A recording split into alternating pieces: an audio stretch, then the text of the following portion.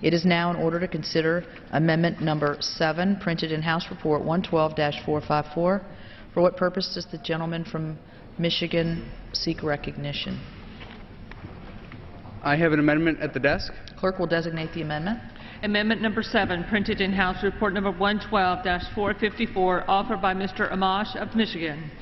Pursuant to House Resolution 631, the gentleman from Michigan, Mr. Amash, and a member opposed will each control 5 minutes. The chair recognizes the gentleman from Michigan. Thank you, Madam Chair.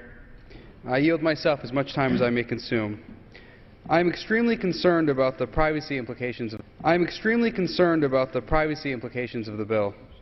The liability waiver goes too far, and the government can access too much of Americans' private information and use it in too many ways.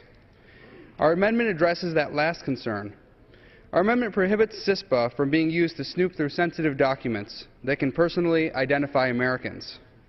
The documents that our amendment makes off-limits to the government are library and book records, information on gun sales, tax returns, educational records, and medical records. We didn't pull this list out of thin air. In fact, the list already exists in federal law as part of the Patriot Act. Under the Patriot Act, the federal government can obtain these documents as part of a foreign intelligence investigation only if senior FBI officials request the documents and a federal judge approves. Many have questioned the wisdom of allowing the government access to sensitive documents, even in those more limited circumstances.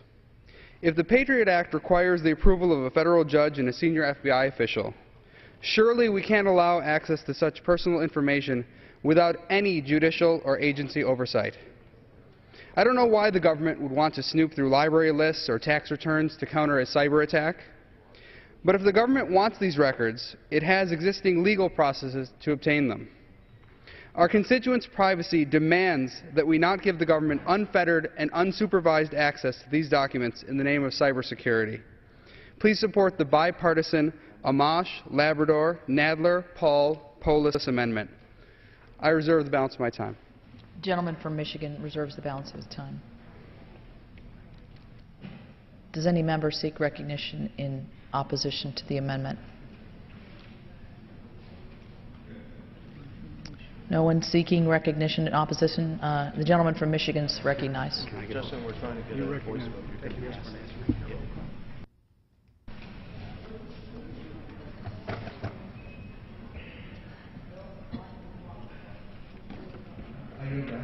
The gentleman yields back the balance of his time. The question is on the amendment offered by the gentleman from Michigan. Those in favor say aye. Aye. Those opposed say no. Madam Chair, I ask for a recorded vote. In the opinion of the chair, the ayes have it. It is agreed to pursuant to Clause 6 of Rule 18. Further proceedings on the amendment offered by the gentleman from Michigan will be postponed.